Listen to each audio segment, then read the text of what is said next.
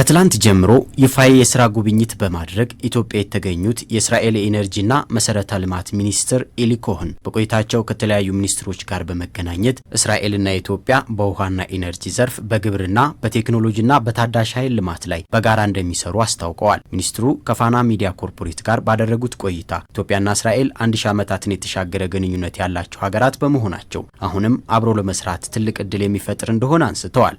The relations between Ethiopia and Israel goes 1000 years ago. ኢትዮጵያና እስራኤል ከሺህ ዓመታት በላይ የተሻገረ ግንኙነት ያላቸውና አሁንም በጥሩ ወዳጅነት የቀጠሉ ሀገራት ናቸው። የሁለቱ ሀገራት መሪዎችም ጥሩ ግንኙነት አላቸው። ለዚህም ነው ከአፍሪካ የመጀመሪያ የሆነውን ጉብኝቴን አዲስ አበባ ያደረኩት ጉብኝት የእስራኤል ባለሀብቶች ወደ ኢትዮጵያ እንዲመጡ እድል የሚፈጥር ነው። እስራኤል በኃይል፣ በቴክኖሎጂ፣ በግብርናና ሌሎችም ዘርፎች ከኢትዮጵያ ጋር አብራ ትሰራለች። ከአዲስ አበባ ኢየሩሳሌም 4 ሰዓት ያልሞላ በረራ ነው ያለው። ይህ ደግሞ ሁለቱን ሀገራት በንግድ ለማስተሳሰር ትልቅ እድል የሚፈጥር ነው። For the benefit of our people. የእስራኤል የኢነርጂና መሰረተ ልማት ሚኒስትር ኤሊ ኮሄን ከሚኒስትሮቹ ጋር ባደረጉት ስምምነት መሰረት በአቅም ግንባታና በእውቀት ሽግግር በውሃ ልማትና በኢነርጂ ልማት ላይ የእስራኤል ድርጅቶች እንደሚሰሩ ገልጸዋል። የጉብኝታቸው ዋና ዓላማም የእስራኤል ድርጅቶች ወደ ኢትዮጵያ መጥተው የተለያዩ ዘርፎች መዋለ ንዋያቸውን እንዲያፈሱ በር የሚከፍት እንደሆነ አንስተዋል። I believe in the future of Ethiopia. ቀጣዩ ጊዜ ለኢትዮጵያ መልካም እንደሆነ አምናለሁ። በአፍሪካ ሁለተኛ የህዝብ ብዛት ያላት ሀገር ናት። በቀጣይ ኢትዮጵያ የዓለም ኢኮኖሚ ላይ ትልቅ አቅም እንደሚኖራት ተስፋ አደርጋለሁ። ከሚኒስትሮች ጋር ያደረግነው ውይይት ኢትዮጵያ የጀመረችውን ፈጣን እድገት እንድታስቀጥል ያግዛት ዘንድ ከእስራኤል አስፈላጊውን ሁሉ ትብብር እንደምናደርግ ነው። በቴክኖሎጂ ባለሙያ ድጋፍና ባለሀብቶችን በመጋበዝ አብረን እንደምንሰራ ተወያይተናል። ስለ ሁለቱ ሀገራት ታሪክና ስለ ቀጣይ ግንኙነታችንም መክረናል። ኢትዮጵያ በዲጂታል ኢኮኖሚ ግንባታ፣ በስታርታፕ ልማት፣ በምርምርና ቴክኖሎጂ ሽግግር፣ በኃይል አቅርቦትና በግብርና ቴክኖሎጂ ጠንካራ እንቅስቃሴን እያደረገችም ነው ብለዋል። በተለይም ዲጂታል ኢትዮጵያን እውን ለማድረግ እየተሰራ መሆኑን ጠቁመው እስራኤል በዘርፉ ያላት ጠንካራ ልምድ በተሞክሮነት የሚወሰድ መሆኑንም አንስተዋል። ኤሊ ኮሄን አክለውም ከሚኒስትሮቹ ጋር በነበራቸው ቆይታ በእንግዳ ተቀባይነታቸውና በኢትዮጵያ ቡና ጣዕምን እንዲሁም የቡና አቀራረብ ባህል መደመማቸውንም አልሸሸጉም። ኢትዮጵያ ምርጥ ቡና እንዳላት አረጋግጫለሁ።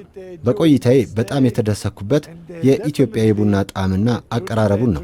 ባህሉ ደስ ይላል። ሚኒስትሮችን ባገኘሁበት አጋጣሚ ሁሉ በባህላዊ መልኩ ደስ በሚል እንግዳ አቀባበል ተጋብዣለሁ። ይህን የቡና ጣዕም ባለሀብቶቻችን እንዲሸምቱት አደርጋለሁ። ቡና ብቻ ሳይሆን የቅባት እህሎችና ሌሎችንም የግብርና ምርቶች ጭምር። ይህ ጣዕም በጣም ልዩ ነው። በጣም ያነቃቃል። ልዩ ስሜት ይሰጣል። በኢትዮጵያ የእስራኤል አምባሳደር አብርሃም ንጉሴ በበኩላቸው ኢትዮጵያና እስራኤል ከታሪካዊ ግንኙነት ባሻገር አሁን ላይ ባላቸው መልካም ግንኙነት አማካኝነት በኢትዮጵያ በፍጥነት እያደገ የመጣውን ኢኮኖሚ መሰረት በማድረግ ሚኒስትሩ መምጣታቸው ብዙ ባለሀብቶች ከመሳቡ ባሻገር ዘርፈ ብዙ ጥቅም እንደሚኖረው ገልጸዋል። ዛሬ ኢትዮጵያ ያለችበት የኢኮኖሚ አቅጣጫዋና የመርሃ ግብሩ አካሄዱ አገሪቱን በአጭር ጊዜ ውስጥ ወደ ላይ የሚወስድ ነው። ይህ ደግሞ ከእስራኤል ቴክኖሎጂ ጋር ከእስራኤል መርሃ ግብር ጋር እጅግ በጣም የተስማማ ስለሆነ የሚኒስትሩ መምጣት በር መክፈት ነው። ሁለት ነገሮች ነው። አንደኛ በር መክፈት፣ ሁለተኛ ለእስራኤል ባለሀብቶች ወይም ኢንቨስተርስ ሜሴጅ ማስተላለፍ ነው። ኢትዮጵያና እስራኤል ግንኙነታቸው የጠነከረና አስተማማኝ የሆነ የኢኮኖሚ ፕሮግራምና ስምምነት አለን።